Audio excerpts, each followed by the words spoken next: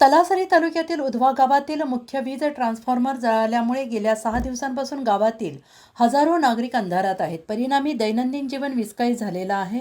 नागरिकांना मोठ्या गैरसोयीला सामोरं जावं लागत आहे. उधवा हे तालुक्यातील मोठ्या ग्रामपंचायतीपैकी एक असून तेथे सुमारे 7 ते 8 हजार लोकसंख्या आणि 20 पाडे आहेत. उधवा, अर्धा, पाटीलपाडा, कानलपाडा, नवापाडा, बंधारपाडा या परिसरासाठी एका 100 kVA क्षमतेच्या ट्रान्सफॉर्मरवर वीज पुरवठा अवलंबून आहे. मात्र या ट्रान्सफॉर्मरवर क्षमतेपेक्षा अधिक भार येत असल्याने तो दर 1 ते 1.5 वर्षांनी जळण्याची किंवा बंद पडण्याची समस्या कायम आहे.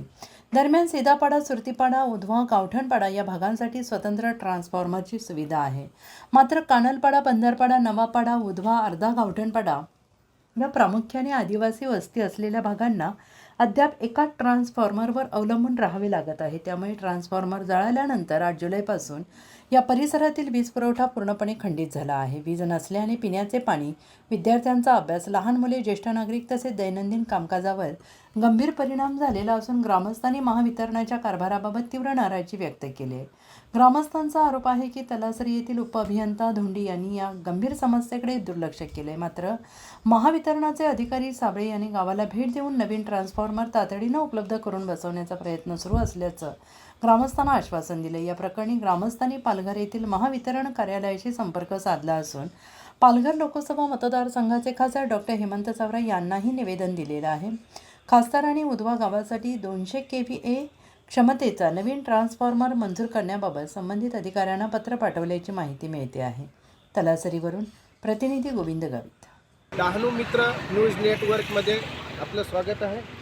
उधवा गावामध्ये दिनांक 8 तारखेपासून या ठिकाणी आपण बघतो इथे ट्रान्सफॉर्मर बसवलेला आहे आणि हा ट्रान्सफॉर्मर केवळ 100 मेगावॅटचा आहे आणि हा ट्रान्सफॉर्मर फक्त 1 वर्ष चालतो आणि या ट्रान्सफॉर्मर साधारणतः उधवा गाव आहे, अर्धा उधवा नाका आहे, इकडे नवापाडा आहे, दुसरा आमचा बंधारपाडा आहे, अशी 4 पाडं मिळून एक ट्रान्सफॉर्मर आहे आणि जवळजवळ लोकांची 300 घरं आहेत. आणि ऐन पावसाळ्यामध्ये बरोबर 8 तारखेला पाऊस उघडला आणि या ठिकाणी ट्रान्सफॉर्मर पण बिघडला आणि ट्रान्सफॉर्मर बिघडल्यानंतर उपअभियंता तलासरी यांच्याशी संपर्क साधला असता त्यांनी पहिल्या दिवशी पालघर जिल्ह्याला रिपोर्ट केला नाही आणि त्याच्यामुळे ट्रान्सफॉर्मर 9 तारखेला आला आणि ट्रान्सफॉर्मर 9 तारखेला न मिळाल्यामुळे 10 तारखेला आला आणि 10 तारखेला इथे ट्रान्सफॉर्मर चढवला. परंतु तो ट्रान्सफॉर्मर चढवला, वायरमॅन सगळ्यांनी मेहनत घेतली, गावकऱ्यांनी मेहनत घेतली, परंतु त्याच्यामध्ये कॅपॅसिटी नाही. पहिला एक लोड चालू केला आणि दुसरा लोड चालू केल्यानंतर रात्री 2:30 वाजता हा ट्रान्सफॉर्मर ॲटोमॅटिक जळाला आणि त्याचा स्फोट झाला. अशा पद्धतीने ही ट्रान्सफॉर्मरची अवस्था आहे. या संबंधात पालघर जिल्ह्याशी आपण उपअभियंता यांच्याशी संपर्क साधला असता आम्ही ट्रान्सफॉर्मर दिलेला आहे आणि ट्रान्सफॉर्मर दिल्यानंतरसुद्धा तो ट्रान्सफॉर्मर साधारणतः 4 पाडे आहेत आणि 4 पाडे मिळून 200 मेगावॅटचा ट्रान्सफॉर्मर द्यायला पाहिजे होता, परंतु 100 मेगावॅटचा ट्रान्सफर इथे काम करत नाही. ही अशी परिस्थिती आहे. ऐन पावसाळ्यामध्ये साधारणतः 4 दिवस लोकांच्या घरामध्ये लाईट नाही मिळत. त्यांचा दैनंदिन जीवनावर खूप वाईट परिणाम होत आहेत आणि पिण्यासाठी पाणीसुद्धा मिळत नाही.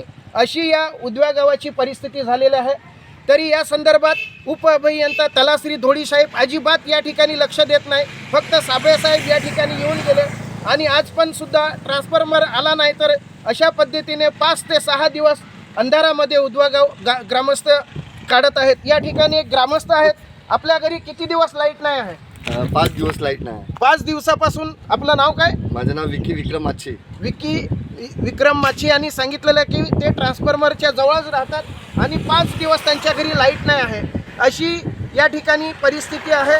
तरी या संदर्भात आमचे कार्यकर्ते सुरेश शिंदासाहेब यांनी पालघर लोकसभेचे खासदार हेमंत चव्रासाहेब यांच्याशी संपर्क साधला असता त्यांनी लगेच पालघर जिल्हा उपअभियंत्याला पत्र लिहिलं आणि त्यांना नवीन मेगावॅट 200 मेगावॅटचा ट्रान्सफर द्यावा असं सुद्धा पालघर जिल्ह्याला पत्र देण्यात आलेलं आहे. तरी आज संध्याकाळपर्यंत ट्रान्सफर आला तर या ठिकाणी लाईट येईल, अन्यथा 5 ते 6 दिवस अशाच पद्धतीने या ठिकाणी बहुतांशी आदिवासी लोक राहतात आणि आदिवासी लोकांच्या घरी लाईट नाही. आणि ह्याच्यामध्ये विशेष मात्र लाईट 5 दिवस 6 दिवस नसली तरी लाईट बिल मात्र 5,000 4,000 3,000 अशा पद्धतीने लाईट बिल येतो. आणि या संदर्भात तलासरीला आपण लाईट बिल भरण्यासाठी गेलो असता त्यांना आपण विनंती करतो की बाबा लाईट बिल कमी करा, आमच्या घरी एवढी लाईट खपत नाही बिल आलेलं आहे तेवढा भरावंच लागेल. मग इथे 6-6 7-7 दिवस लाईट नसते तर त्याचं पण लाईट बिल लावणार का असाही प्रश्न उपस्थित होतो. पत्रकार गोविंद गावित.